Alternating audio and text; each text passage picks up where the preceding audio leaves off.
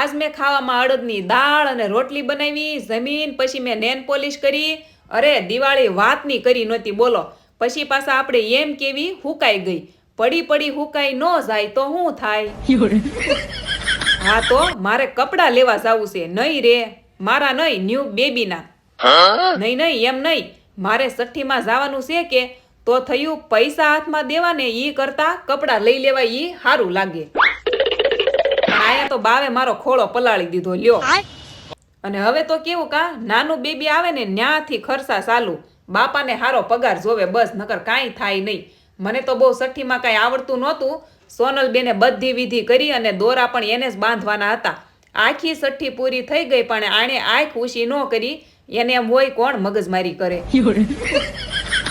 ફેનિલને બધા એમ કહેતા હતા કે તું બારો વયો જા, તારે અહીંયા ન રહેવાય, મૂછ નહીં ઉગે. પણ એને તેઠવા ખાવા હતા. મેં કીધું ચાલુ રાખ, મૂછની ઉપાધિ અત્યારથી ન કરવાની હોય. મનીષભાઈ ને સંગીતા બેને તો હારો ખર્ચો કર્યો છઠ્ઠીમાં. પેંડા તો ખવડાવ્યા, હારે હારે પાવભાજી પણ ખવડાવી. મનીષભાઈના ઘરે લક્ષ્મી આવી છે. પણ મને તો છે ને તેઠવાવાળી હાદી અને સિમ્પલ છઠ્ઠી ગમે. અને આ જ કમેન્ટમાં કહેજો તમને કેવી છઠ્ઠી ગમે, તેઠવાવાળી કે ખરસાવાળી કે પછી બેય. તો મળીએ નેક્સ્ટ વિડીયોમાં. જય દ્વારકાધીશ. Like, share, subscribe.